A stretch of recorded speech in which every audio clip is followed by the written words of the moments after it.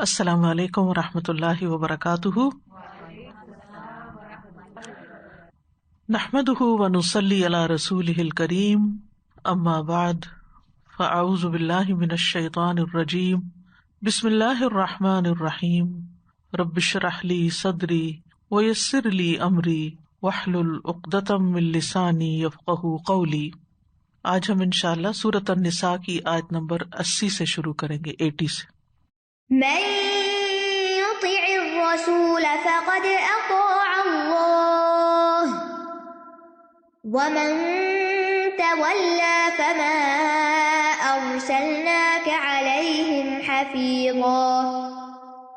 جس نے رسول کی اطاعت کی تو در حقیقت اس نے اللہ کی اطاعت کی، اور جس نے منہ موڑ لیا تو ہم نے آپ کو ان پر نگران بنا کر نہیں بھیجا۔ جو شخص بھی رسول اللہ صلی اللہ علیہ وسلم کی بات مانتا ہے، آپ کی سنت کے مطابق عمل کرتا ہے، آپ کی رہنمائی سے فائدہ اٹھاتا ہے، آپ کی سیرت کے مطابق زندگی بسر کرتا ہے، تو وہ دراصل اللہ کی بات مان رہا ہوتا ہے، کیونکہ نبی صلی اللہ علیہ وسلم کو کس نے اپوائنٹ کیا؟ اللہ رب العزت نے، اللہ سبحانہ تعالیٰ نے۔ تو گویا آپ کی بات ماننا دراصل اللہ تعالیٰ کی بات ماننا ہے، اور اسی طرح جو اللہ کے رسول صلی اللہ علیہ وسلم کی اطاعت سے روگردانی برتتا ہے، نافرمانی کرتا ہے، تو پھر وہ دراصل اللہ کی نافرمانی کرتا ہے۔ اور آپ صلی اللہ علیہ وسلم کو تسلی دے دی گئی کہ ومن تولا، جو منہ پھیر جائے یعنی آپ کی اطاعت سے روگردانی کرے، فما ارسلناک علیہم حفیظا، تو ہم نے آپ کو داروغہ بنا کے نہیں بھیجا کہ آپ ان کے اعمال کا ریکارڈ اور حساب رکھیں، ان کا محاسبہ کرنا ہمارے ذمہ ہے۔ تو من یطع الرسول فقد اطاع اللہ۔ سوال یہ پیدا ہوتا ہے کہ رسول صلی اللہ علیہ وسلم کی اطاعت لازم کیوں ہے، کیوں ضروری ہے، اور اس کو اتنی اہمیت کیوں دی گئی ہے؟ تو بات یہ ہے کہ کسی بھی بات پر عمل کرنے کے لیے جب کوئی عملی نمونہ سامنے ہوتا ہے، یعنی کسی حکم پر عمل کرنے کے لیے جب اس کا کوئی ڈیمو پیش کر دیا جاتا ہے، کوئی عملی نمونہ پیش کر دیا جاتا ہے، کوئی مثال پیش کر دی جاتی ہے، تو اس چیز کو فالو کرنا، اس کے مطابق کام کرنا آسان ہو جاتا ہے جب کوئی پریکٹیکلی آپ کو کر کے دکھاتا ہے۔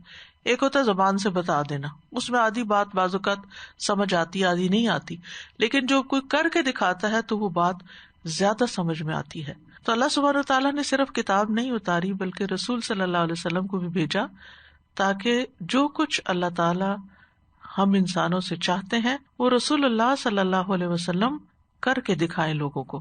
تو شریعت کے احکام سمجھنے کی بات ہو یا پھر دین پر عمل کرنے کی، تو وہ اس وقت تک ممکن نہیں جب تک کہ رسول اللہ صلی اللہ علیہ وسلم کی بات نہ مانی جائے اور آپ کے طریقے کو نہ دیکھا جائے، کیونکہ آپ اللہ سبحانہ تعالیٰ کی طرف سے رسول ہیں، مبلغ ہیں، اور آپ کی اطاعت اللہ کی اطاعت ہے، چاہے نماز روزے کا معاملہ ہو، عبادات کا معاملہ ہو، یا پھر انسانوں کے ساتھ ہمارے معاملات اور تعلقات ہوں۔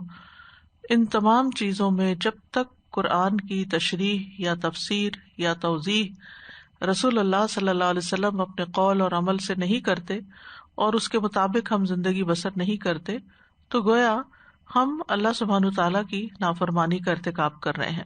حدیث میں بھی آتا ہے، رسول اللہ صلی اللہ علیہ وسلم نے فرمایا، من اطاعنی فقد اطاع اللہ، جس نے میری اطاعت کی تو یقیناً اس نے اللہ کی اطاعت کی۔ اور پھر یہ کہ یہ صرف آپشنل چیز نہیں ہے کہ کریں یا نہ کریں، بلکہ ہمارے لیے یہ لازم ہے۔ عبداللہ بن عمر کہتے ہیں کہ ایک دن وہ چند صحابہ کے ساتھ بیٹھے ہوئے تھے کہ رسول اللہ صلی اللہ علیہ وسلم تشریف لائے۔ فرمایا، اے لوگو، کیا تم نہیں جانتے کہ میں تمہاری طرف اللہ کا پیغمبر بنا کر بھیجا گیا ہوں؟ لوگوں نے عرض کیا، کیوں نہیں، ہم اس بات کی گواہی دیتے ہیں کہ آپ اللہ کے ہی پیغمبر ہیں۔ نبی صلی اللہ علیہ وسلم نے فرمایا، کیا تم نہیں جانتے کہ اللہ نے اپنی کتاب میں اس کا حکم نازل فرمایا کہ جو میری اطاعت کرے گا گویا اس نے اللہ کی اطاعت کی؟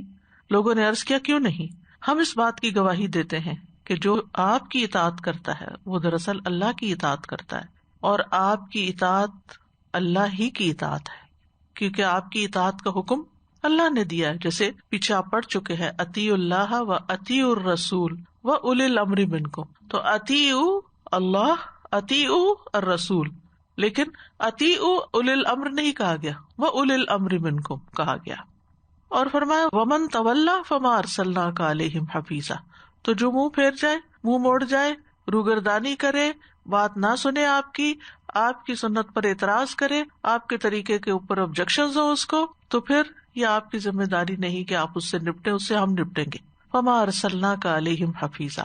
حفیظ کا لفظ جو ہے یہ حافظ سے زیادہ ابلغ ہے، بلیغ ہے. تو مطلب کیا ہے؟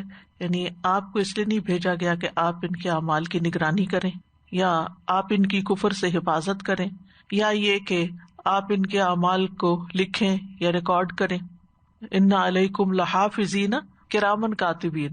وہ حافظین، وہ حافظ کون ہے؟ وہ کرامن کاتبین ہے، آپ نہیں ہیں. لست علیہم بمسیطر، آپ ان کے اوپر مسلط کیے ہوئے نہیں ہیں، کیونکہ آپ کا کام پیغام پہنچا دینا ہے. ادیت الامانۃ وبلغت الرسالہ، آپ نے امانت ادا کر دی، رسالت کا حق ادا کر دیا، آپ کا کام پورا ہو گیا. اور دراصل آپ کو تسلی دی گئی ہے کہ اگر اس کے بعد بھی اللہ کا حکم سن کر بھی لوگ آپ کی بات نہیں مانتے تو اس کی ذمہ داری آپ پر نہیں ہے. آپ بے فکر رہیں، آپ اپنا کام کرتے جائیں اور آپ کی ذمہ داری پوری ہو جائے گی. اور اسی طرح بعد میں بھی آپ دیکھیں کہ جو بھی کوئی شخص دین کی بات پہنچاتا ہے تو اس کی ذمہ داری صرف اتنی کہ وہ بات پہنچا دے. مبلغ کا کام کیا، دائی کا کام کیا، پیغام پہنچا دے. اس کا یہ کام نہیں کہ وہ لوگوں کے سر پہ لاٹھی لے کے کھڑا ہو جائے کہ اگر تم نے نہ میری بات مانی تو میں تمہاری شامت لاؤں گا. نہیں، اس کا کام صرف پہنچانا ہوتا ہے، باقی اس کا اور رب کا معاملہ ہے، رب اس سے حساب لینے کے لیے کافی ہے. وَيَقُولُونَ طَاعَةٌ فَإِذَا بَرَزُوا مِنْ عِنْدِكَ بَيَّتَ طَائِفَةٌ مِّنْهُمْ غَيْرَ الَّذِي تَقُولُ وَاللَّهُ يَكْتُبُ مَا يُبَيِّتُونَ فَأَعْرِضْ عَنْهُمْ وَتَوَكَّلْ عَلَى اللَّهِ وَكَفَى بِاللَّهِ وَكِيلًا. اور وہ کہتے ہیں اطاعت کریں گے، پھر جب وہ آپ کے پاس سے نکلتے ہیں تو ان میں سے ایک گروہ رات کو اس کے برخلاف مشورہ کرتا ہے جو آپ کہتے ہیں، اور اللہ لکھ رہا ہے جو وہ راتوں کو مشورہ کرتے ہیں. بس ان سے اعراض کریں اور اللہ پر بھروسہ کریں، اور کافی ہے اللہ کارساز. وَيَقُولُونَ طَاعَةٌ، اور وہ کہتے ہیں کہ اطاعت کریں گے. کون کہتے ہیں؟ منافقین. یہاں منافقین کی ایک مذموم صفت بیان ہوئی ہے، اعراض کرنے. ومن تولا کی بات آئی نا پچھلی آیت میں کہ جو منہ موڑ جائے، آپ کی بات نہ مانے، تو یہ وہی اعراض کرنے والے ہیں کہ جب آپ کی مجلس میں ہوتے ہیں تو یہ اطاعت کا اظہار کرتے ہیں. یہ پیچھے کہا نا کہ جو رسول کی اطاعت کرے گا وہ اللہ کی اطاعت کرے گا، تو آپ کے سامنے کیا کہتے ہیں کہ ہم آپ کی اطاعت کریں گے، ہم تو آپ کے غلام ہیں، آپ کی بات مانیں گے اور سر ہلائیں گے اور پوری وفاداری کا زبانی کلامی اظہار کریں گے. اس کے بعد کیا ہوتا ہے؟ فَإِذَا بَرَزُوا مِنْ عِنْدِكَ، جب آپ کے پاس سے نکل کے کہیں اور جاتے ہیں، بَيَّتَ طَائِفَةٌ مِّنْهُمْ غَيْرَ الَّذِي تَقُولُ، تو رات گزارتا ہے ایک گروہ ان میں سے سوائے اس بات کے جو آپ کہتے ہیں، اس کے علاوہ کچھ اور باتیں کر رہا ہوتا ہے، کچھ اور سوچ رہا ہوتا ہے. یعنی آپ کے پاس سے نکل کر کہیں اور جا کے چھپ کے رات کے وقت باتیں کرتے ہیں. بیتہ کا لفظ جو ہے یہ بیت سے ہے، بیت کہتے ہیں گھر کو، اور مبیت بھی کہتے ہیں. تو چونکہ عموماً رات کو انسان گھر میں ہوتا ہے، باتا کا لفظ سے معنی ہوتا ہے رات گزارنا، تو انسان بیت میں باتا یعنی رات گزارتا ہے. اور رات کے وقت چونکہ انسان ذرا فارغ ہوتا ہے دن کے کام کاج سے، تو انسان اپنے معاملات پر بھی غور و فکر کرتا ہے، اور گہرے غور و فکر کے لیے پھر بیتہ کا لفظ آ گیا. لیکن پھر اس میں سازشی ٹولے کی سازشوں کا بھی ذکر ہے، یعنی راتوں کو سازشیں کرنے والے یہ منافق آپ کے سامنے اطاعت کا یقین دلاتے ہیں، لیکن رات کو اس کے برعکس مشورے کرتے ہیں جو دن کو وہ آپ کے سامنے کہہ رہے تھے. یعنی جو کہہ رہے تھے اس کے خلاف بات کرتے ہیں جا کر کہ یہ دیکھیں یہ انہوں نے ہم سے کیا کہا، اور یہ کوئی ماننے کی بات ہے، اور آج کے دور میں تو اس پہ چلنا ہی بڑا مشکل ہے، وغیرہ وغیرہ. اور پھر یہ ہے کہ بیت طائفۃ منہم، یہ سارے نہیں، ان میں سے ایک گروہ یعنی جو ان کے سردار ہیں، لیڈر ہیں، کیونکہ باقیوں کو تو وہی چلاتے ہیں، عام لوگ تو ان کے پیچھے چلنے والے ہیں. طائفۃ منہم ہے غیر الذی تقول. تو پھر اللہ سبحانہ وتعالیٰ کیا فرماتے ہیں؟ واللہ یکتب ما یبیتون، اللہ تعالیٰ لکھ رہا ہے جو وہ راتوں کو کرتے ہیں. یعنی اللہ تعالیٰ انہیں جانتا ہے اور ان کی تمام باتوں کو لکھوا رہا ہے. لیکن یہاں اللہ لکھ رہا ہے بات میں شدت پیدا کرنے کے لیے، ورنہ اللہ کے حکم سے لکھا جاتا ہے. لکھتے فرشتے ہی ہیں جو کرامن کاتبین ہیں، لیکن اللہ سبحانہ تعالیٰ کی طرف نسبت کیوں کی گئی؟ کیونکہ اللہ کے حکم سے لکھتے ہیں فرشتے، اللہ نے ان کو مقرر کیا ہے. اور جیسے کہا جاتا ہے نا، بادشاہ نے ایک بہت بڑا محل بنایا، تو بادشاہ نے تو تعمیر نہیں کی ہوتی، اس نے تو اینٹیں نہیں اٹھائی ہوتی، لیکن بادشاہ کی طرف نسبت کیوں کی جاتی ہے؟ کیونکہ بادشاہ کے حکم سے محل بنایا جاتا ہے، اس لیے اس محل کی نسبت پر بادشاہ کی طرف کر دی جاتی ہے. تو واللہ یکتب ما یبیتون، یعنی ان کے یہ سارے اعمال ریکارڈ ہو رہے ہیں جو یہ سازشیں راتوں کو کرتے ہیں بیٹھ کے. اور بیسیکلی یہ دراصل انہی کو سنایا جا رہا ہے کہ تمہارے سارے کام ہماری آنکھوں کے سامنے ہیں اور ہم تمہاری خبر لیں گے. کیونکہ لکھوایا کیوں جا رہا ہے، ہر چیز ڈاکیومنٹ کیوں کروائی جا رہی ہے؟ اس لیے تاکہ کل کو یہ انکار نہ کر سکے کہ نہیں ہم نے تو نہیں کی. کیونکہ رسول اللہ صلی اللہ علیہ وسلم جب ان سے کسی بات کے بارے میں پوچھتے بھی تھے کہ تم نے ایسا کہا، تو وہ صاف مکر جاتے، انکار کر دیتے تھے، ہم نے نہیں کہا، یہ ہم پہ جھوٹا الزام ہے. تو قیامت کے دن تو اعمال نامے جب سامنے آئیں گے تو کوئی انکار کر ہی نہیں سکے گا. تو یہ اللہ سبحانہ تعالیٰ کی طرف سے ان کے لیے ایک سرزنش ہے، ڈانٹ ہے ان کو کہ جو تم راتوں کو چھپ کے رسول اللہ صلی اللہ علیہ وسلم کی مخالفت اور نافرمانی کے منصوبے بناتے ہو، اللہ تعالیٰ ان سب سے آگاہ ہے اور وہ ان کی ضرور سزا دے گا. تو اس سے یہ پتہ چلتا ہے کہ خواہ کوئی انسان زبانی کلامی ظاہری طور پر کسی کے ساتھ کسی چیز کا وعدہ کر بھی لے، لیکن اگر اس کو پورا نہیں کرتا تو وہ جو کہا ہوا ہے نا، وہ بھی الٹا اس کے خلاف حجت بنتا ہے، اس کے خلاف جاتی ہے وہ بات. تو انسان سوچ سمجھ کے کسی کے ساتھ بھی کمٹمنٹ کرے کہ میں یہ کام کروں گا تو پھر وہ کرے. کیونکہ اگر اس نے زبان سے کہا میں کروں گا اور پھر اس کے بعد نہیں کیا تو پھر وہ وعدہ خلافی لکھی جائے گی، اور وہ وعدہ خلافی جو ہے منافقوں کی صفت ہے. فَأَعْرِضْ عَنْهُمْ، اب نبی صلی اللہ علیہ وسلم کو تسلی دی جا رہی ہے کہ آپ ان کی فکر چھوڑ دیں، ان سے اعراض برتیں، اپنے آپ کو ان کے پیچھے نہ گلائیں، ان کے امور میں اپنے آپ کو مشغول نہ کریں، بلکہ ان کو اگنور کریں، ان سے درگزر کریں، ان کی پکڑ بھی نہ کریں، لوگوں کے سامنے ان کے راز فاش نہ کریں اور ان سے ڈریں بھی نہیں. اعرض عنہم، ان سے لا تعلقی اختیار کریں، گویا as if they don't exist, جیسے ہے ہی نہیں کہیں. اور پھر ان کی چالوں کا کیا ہوگا، پھر ان کی سازشوں کو کیا ہوگا؟ فتوکل علی اللہ، اللہ پہ بھروسہ کریں. توکل کیا ہوتا ہے؟ کسی نفع کے حصول کے لیے یا کسی نقصان کو دور کرنے کے لیے، یعنی جس چیز کا انسان کے دل کے اندر ڈر ہوتا ہے کہ ہے یہ سازشی ٹولہ مجھے کہیں نقصان نہ دے، تو ان معاملات کو پورے یقین اور اعتماد کے ساتھ اللہ کے سپرد کر دینا. اللہ ان کو سنبھالے گا، میں نہیں ان سے نبٹ سکتا، اللہ ان کی خبر لے گا. وتوکل علی اللہ، کیونکہ اعراض کیا ہی نہیں جا سکتا جب تک اللہ پہ بھروسہ نہ ہو. کیونکہ یا تو انسان اپنے دل پہ لے لیتا ہے کہ میں ان سے نبٹتا ہوں، میں ان کی خبر لیتا ہوں، تو ہم کہاں لے سکتے ہیں؟ جو لوگ جھوٹے ہوں، وعدہ خلاف ہوں، جو آپ کے خلاف سازشیں کریں، جو سامنے کچھ ہوں پیچھے کچھ ہوں، آپ ان کو کہاں سے پکڑ سکتے ہیں؟ اگر پکڑ کے ان کو بے نقاب بھی کریں، ان کو کہیں بھی، تب بھی جب پھر موقع آئے گا پھر وہ وہی کچھ کریں گے دوبارہ. تو اس طرح انسان کی زندگی جو ہے ایسے لوگوں کے پیچھے پڑ کے ضائع ہو جاتی ہے. یہ اپنے آپ کو ضائع کرنا ہے. لہٰذا فأعرض عنہم، اور معاملہ اللہ کے سپرد کر دیں، اللہ کو اپنا وکیل بنا لیں. وکفیٰ باللہ وکیلا، اور اللہ ہی کافی ہے کارساز. وکیل کا مطلب ہوتا ہے جو کافی ہو، حامی ہو، ناصر ہو، مددگار ہو، نگران ہو، اس کی نگرانی کافی ہے. حقیقت یہ ہے کہ انسان چاہتے ہوئے بھی اور بعض اوقات وسائل رکھتے ہوئے بھی، عقل رکھتے ہوئے بھی، انسان بہت سے کام کر نہیں سکتا. وہ اس کے بس میں نہیں ہوتے، اس کے ہاتھ میں نہیں ہوتا. لوگوں کے دل انسانوں کے کنٹرول میں تھوڑی ہیں، ان کی حرکتیں انسانوں کے کنٹرول میں نہیں ہیں. ہر ایک کو اپنی ایک آزادی ملی ہوئی جس کی وجہ سے وہ جو چاہتا ہے غلط سلط کام کرتا ہے. تو آپ کس کس کو پکڑیں گے؟ باقیوں کو تو چھوڑ دیں، اپنے گھر میں ہی دیکھ لیں. آپ کا معاملہ اپنے بچوں کے ساتھ ہوتا ہے، 4 بچے ہیں آپ کے، آپ چاروں کو سمجھاتے ہیں، کچھ بات سنتے ہیں کچھ نہیں سنتے، اور سامنے کہہ دیتے ہیں ہاں ٹھیک ہے بالکل آپ صحیح کہہ رہی ہیں، اور پھر اس کے بعد جب آزادی ملتی ہے تو پھر وہی غلطیاں دہرانے لگتے ہیں. کیا کریں؟ آپ کیا کر سکتے؟ کہاں تک جا سکتے؟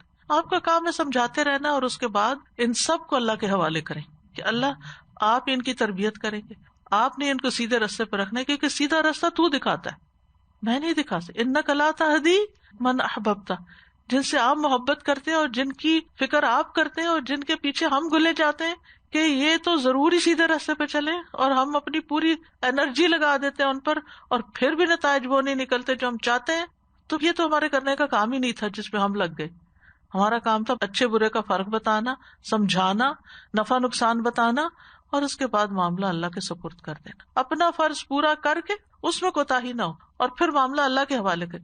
اور جو بھی صرف اولاد کی تربیت نہیں، جتنے بھی معاملات ہیں، چاہے شوہر کا معاملہ ہے، چاہے سسرال کا معاملہ ہے، چاہے نیبرہڈ کا ہے، چاہے کسی کا بھی ہے، کچھ بھی انسان اپنی سی کوشش کر لے اور اس کے بعد معاملہ اللہ کے حوالے کرے اور اطمینان سے سو جائے، ریلیکس ہو جائے. کیونکہ ورنہ انسان سب سے زیادہ نقصان اپنے آپ کو ہی دیتا ہے. اور ویسے بھی ہمیں توکل کا حکم ہے، وَتَوَكَّلْ عَلَى الْحَيِّ الَّذِي لَا يَمُوتُ وَسَبِّحْ بِحَمْدِهِ. اس زندہ پر بھروسہ کرو جو کبھی نہیں مرے گا اور اس کی حمد کے ساتھ تسبیح کرو. توکل جو ہے وہ ایمان کی علامت ہے. کسی بھی معاملے میں لوگوں سے نہیں ڈرنا چاہیے، اللہ سے ڈرنا چاہیے. جیسے جنگ احد کے بعد جب مسلمانوں نے کفار کا پیچھا کیا، الذین قال لهم الناس ان الناس قد جمعوا لكم فاخشوهم فزادهم ایمانا وقالوا حسبنا اللہ ونعم الوکیل.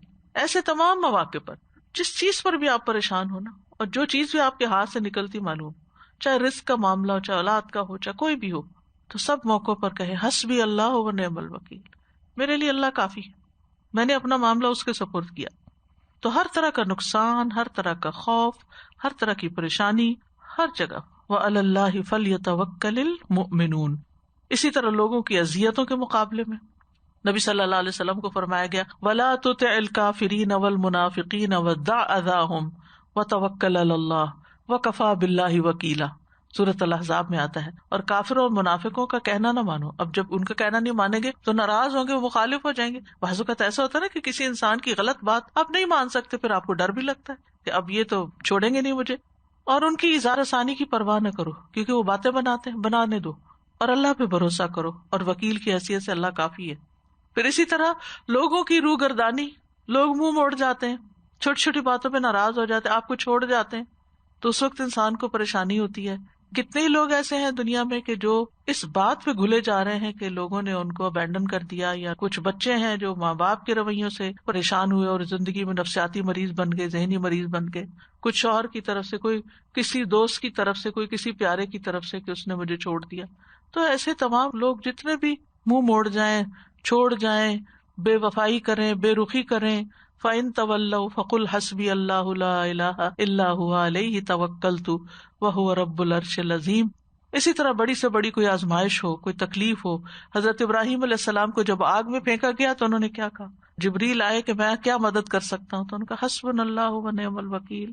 اور اسی طرح یہ جو بیماری پھیلی ہوئی ہے، پینڈیمک، اس میں بھی انسان بار بار خوف کا شکار ہوتا ہے. جب کوئی خبر سنتا ہے، جب کوئی بات سامنے آتی ہے، پتہ نہیں کیا ہو جائے. قُل لَن يُصِيبَنَا إِلَّا مَا كَتَبَ اللَّهُ لَنَا هُوَ مَوْلَانَا وَعَلَى اللَّهِ فَلْيَتَوَكَّلِ الْمُؤْمِنُونَ. توکل کیے بغیر کوئی کام نہیں کر سکتے. ہم کتنا خوف کا شکار ہوں گے اور کتنا بیٹھے رہیں گے. یعنی انسان بچ سکتا ہی نہیں جب تک اللہ نہ بچائے. تو معاملہ اللہ کے سپرد کر دینا چاہیے. اور جب انسان اللہ کے سپرد معاملہ کرتا ہے تو اللہ تعالیٰ ایسے لوگوں سے محبت کرتا ہے. ان اللہ یحب المتوکلین، اور وہ ان کے لیے کافی ہو جاتا ہے. وَمَن يَتَوَكَّلْ عَلَى اللَّهِ فَهُوَ حَسْبُهُ. جو اللہ پہ بھروسہ کرے اللہ اس کے لیے کافی ہے. اور اللہ توکل کرنے والوں کو لوگوں کی چالوں سے بچا لیتا ہے. اور جس طرح وہ فرعون کے دربار میں اس کی قوم کا ایک شخص مسلمان ہو گیا تھا نا، تو اس نے خوب بڑی مجلس میں تقریر کی اور اس کے بعد کہا وَأُفَوِّضُ أَمْرِي إِلَى اللَّهِ إِنَّ اللَّهَ بَصِيرٌ بِالْعِبَادِ. اور اسی طرح یعقوب علیہ السلام نے بھی اپنا معاملہ اللہ کے سپرد کیا. جو توکل کرتے ہیں نا، شیطان کا ان پہ زور نہیں چلتا. انہ لیس لہ سلطان علی الذین آمنوا وعلی ربہم یتوکلون. کیونکہ شیطان کا کام ہوتا ہے انسان کو پریشان رکھنا، غمگین رکھنا. تو جب غم آنے لگتا ہے تو انسان کہتا ہے میں نے اللہ کے حوالے کر دیا، بس میں اب اس کو اپنی نفس پہ نہیں لے سکتی. اور پھر صرف دنیا کے فائدے نہیں ہے توکل میں، بلکہ آخرت میں بھی بہت بڑا اجر ہے. تو نبی صلی اللہ علیہ وسلم کو بڑی بڑی مشکلات کے مقابلے کے لیے توکل کا ہتھیار دے دیا گیا کہ آپ اللہ کے سپرد کریں معاملات، اللہ آپ کو کافی ہوگا. وَلَأَجْرُ الْآخِرَةِ أَكْبَرُ لَوْ كَانُوا يَعْلَمُونَ الَّذِينَ صَبَرُوا وَعَلَىٰ رَبِّهِمْ يَتَوَكَّلُونَ. أَفَلَا يَتَدَبَّرُونَ الْقُرْآنَ وَلَوْ كَانَ مِنْ عِندِ غَيْرِ اللَّهِ لَوَجَدُوا فِيهِ اخْتِلَافًا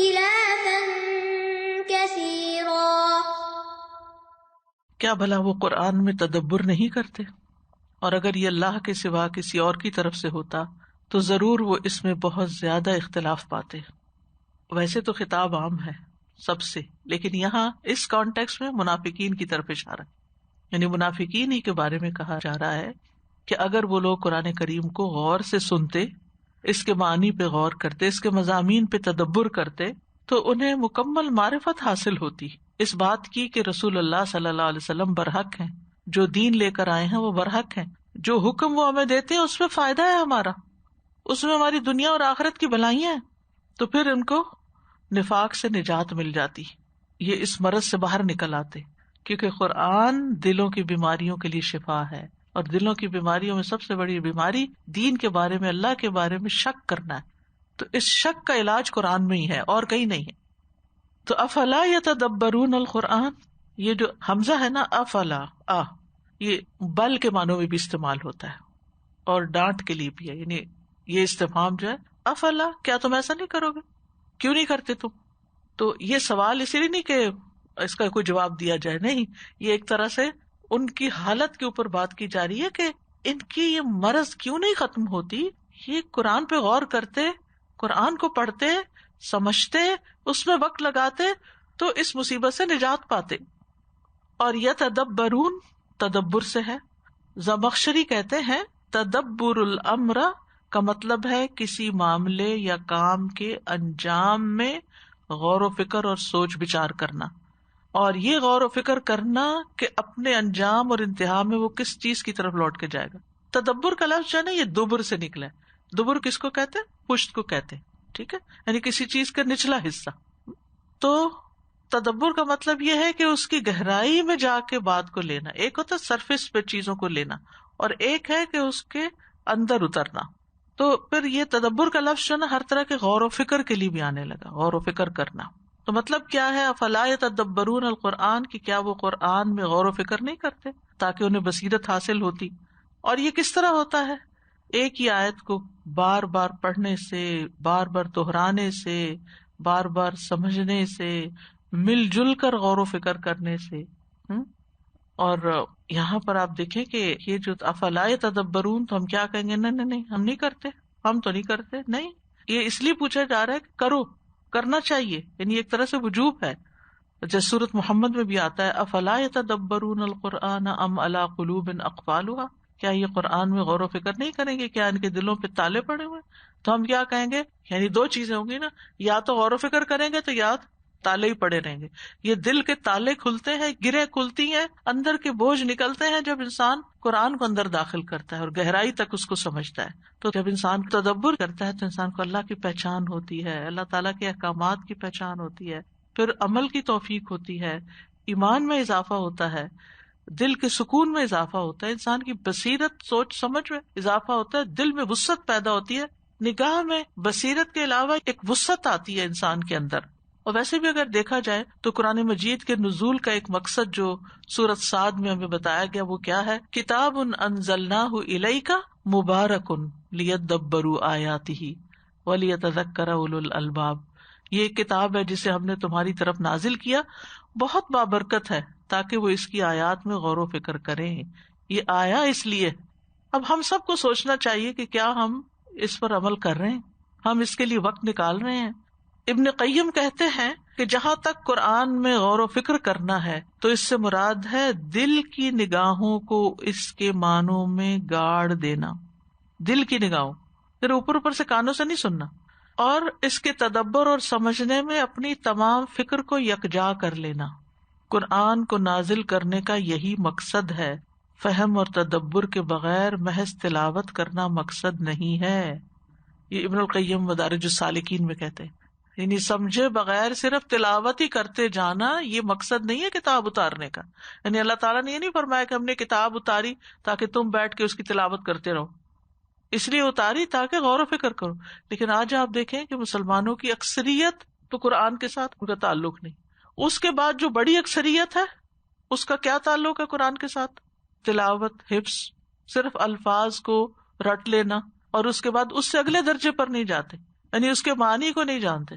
اور پھر اگر معنی جان لیتے تو اس کے اندر غور و فکر نہیں کرتے، جبکہ یہ کتاب آئی اس لیے. تو اگر ہم اس کا مقصد ہی پورا نہیں کر رہے اور اسی پر راضی ہیں اور خوش ہیں تو یہ ہمارے لیے کافی نہیں ہے. اس کے لیے ہمیں ایفرٹ لگانی چاہیے، محنت کرنی چاہیے، تبھی ہم قرآن سے صحیح معنوں میں فائدہ اٹھا سکیں گے، ورنہ ہم نے قرآن سے فائدہ نہ اٹھایا. اور یاد رکھیے صرف ایک دفعہ پڑھ لینے سے ایک کام نہیں آتا، یعنی ایک کورس کر لیا ہم نے، یا ایک دفعہ ترجمہ پڑھ لیا، یا ایک دفعہ کو فہم القرآن درس سن لیا رمضان میں تو سمجھا کہ ہم کو پتہ چل گیا قرآن میں کیا ہے، اتنا کافی نہیں ہے. یعنی اس ظاہر سے اندر کی طرف بھی جانا ہے. اور پھر یہ ہے کہ اس کے عجائبات میں بھی غور کرنا چاہیے. یعنی تدبر کا ایک حصہ یہ بھی ہے کہ قرآن میں کون سا لفظ کہاں آیا ہے، کتنی دفعہ آیا ہے، پہلے کیا آیا ہے، بعد میں کیا آیا ہے، اس کا وزن کیا ہے، یعنی بلاغت کے اعتبار سے بھی، گرامر کے اعتبار سے، اعراب کے اعتبار سے. اور اس کے لیے دوران تلاوت بار بار رکنا، آگے پیچھے پڑھنا، غور کرنا. جیسے ایک مرتبہ رات کے وقت رسول اللہ صلی اللہ علیہ وسلم نے نماز شروع کی، صبح تک ایک ہی آیت پڑھتے رہے اور وہ آتا رکوع سجود میں بھی پڑھتے رہے. یہ مسند احمد کی روایت ہے. صلی رسول اللہ صلی اللہ علیہ وسلم لیلۃ فقرأ بآیۃ حتی اصبح یرکع بها ویسجد بها ان تعذبهم فإنهم عبادک وان تغفر لهم فإنک انت العزیز الحکیم. سورۃ المائدہ کی آیت ہے. محمد بن کعب قرظی کہتے ہیں کہ میں اپنی رات میں صبح تک صرف اذا زلزلت الارض اور القاریہ ہی پڑھتا رہوں، اس سے زیادہ نہ کروں. ان دونوں کو بار بار لوٹاتا رہوں، غور کرتا رہوں، تو یہ مجھے زیادہ عزیز ہے کہ میں تیز تیز پڑھ کے رات میں پورا قرآن ختم کر دوں. اور تدبر کا مقصد کیا ہے؟ یعنی پھر تدبر بھی منزل نہیں ہے. تدبر کا مقصد ہے کہ ہم اپنے عمل کے لیے اس میں سے نکات نکالیں اور اپنے عمل میں تبدیلی لائیں. حسن بصری کہتے ہیں اللہ کی قسم تدبر یہ نہیں کہ اس کے حروف کی تو حفاظت کی جائے اور اس کے حدود یعنی معانی کو ضائع کر دیا جائے، یہاں تک کہ ان میں سے ایک کہتا ہے کہ میں نے سارا قرآن پڑھ لیا، حالانکہ قرآن کا کوئی اثر نہ اس کے اخلاق میں دکھائی دیتا ہے نہ عمل میں. تو اصل تو مقصد کتاب آئی اس لیے کہ ہدایت ہو. وَلَوْ كَانَ مِنْ عِنْدِ غَيْرِ اللَّهِ لَوَجَدُوا فِيهِ اخْتِلَافًا كَثِيرًا، اگر یہ اللہ کے علاوہ کسی اور کی طرف سے ہوتا تو اس میں بہت زیادہ اختلاف پاتے، یعنی کنٹراڈکشن، کچھ آیتیں کچھ آیتوں سے ٹکرا رہی ہوتی. ابن عباس، قتادہ اور ابن زید سے مروی ہے کہ اس اختلاف میں الفاظ کی قرات کا اختلاف، مثالوں کے بیان کرنے میں الفاظ کا اختلاف، سورتوں اور آیات کا تعین یا مکی مدنی ہونے کا اختلاف داخل نہیں. ٹھیک ہے، یعنی سبع قرات جو آپ نے سنا ہوگا کہ مختلف طریقے سے جو قرآن پڑھتے ہیں وہ سب سند سے نبی صلی اللہ علیہ وسلم سے ثابت ہے، وہ کسی اور نے ایجاد نہیں کیا اپنی طرف سے. اور وہ چونکہ 7 لہجوں پہ قرآن اترا ہے تو اس لیے وہ اختلاف میں نہیں آتا. اسی طرح مثال بیان کرنے میں الفاظ کا اختلاف بعض اوقات ہوتا ہے. بعض اوقات ایک واقعہ جو ہے جیسے قصص الانبیاء ہے، اس کا کچھ حصہ ایک جگہ پر ملتا ہے، دوسری جگہ کچھ اور طرح ملتا ہے، تو یہ اختلاف نہیں ہے. اسی طرح بعض صورتوں کے بارے میں آتا ہے مکی ہے اور بعض کہتے ہیں نہیں یہ مدنی ہے، تو کہیں کہیں اس طرح کا اختلاف بھی آ جاتا ہے، بہت کم ہے لیکن وہ مراد نہیں ہے. اس سے مراد کلام کا کلام سے متضاد ہونا ہے. اور جو شخص قرآنی آیات میں تضاد پیش کرے اس کی اپنی عقل ناقص ہے، کیونکہ قرآن میں تضاد نہیں ہے، وہ خود اس معاملے میں لا علم ہے. تو یہ بات اس لیے کی گئی کہ یہ کتاب اللہ ہی کی طرف سے ہے. دراصل یہ نہ سوچو کہ یہ کسی اور کی طرف سے، کیونکہ 23 سال میں نازل ہوا نا قرآن. تو آپ دیکھیں کہ اللہ کی طرف سے نہ ہوتی، اگر کسی انسان کی طرف سے ہو کوئی بات، تو 23 سال میں کتنا فرق آ جاتا ہے. مجھے یاد ہے کہ 26 سال پہلے میں نے پڑھانا شروع کیا تھا. میں کبھی کبھی ایسے سوچتی ہوں کہ وہ جو پہلی دفعہ پڑھایا تھا اور پھر دوسری دفعہ پڑھایا تھا، اس وقت تو میری اسپیڈ کتنی تیز تھی اور میں نے کیا کیا باتیں کر دی.